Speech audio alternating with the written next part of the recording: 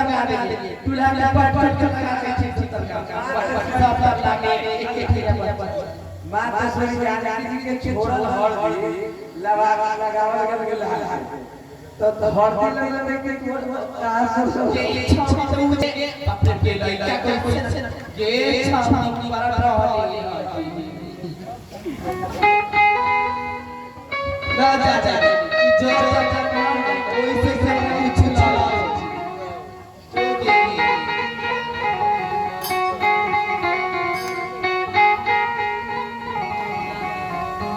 चलिए सरकार जो बैठ मारो छवाई